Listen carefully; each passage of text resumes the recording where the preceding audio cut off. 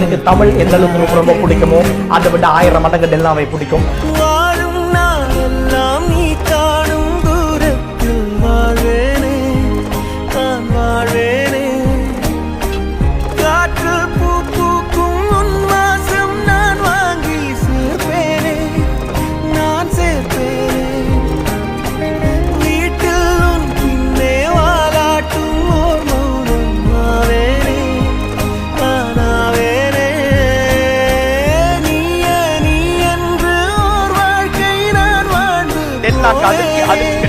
நான் எழுதவில்லை, பிரம்மனை எழுதிவிட்டான்.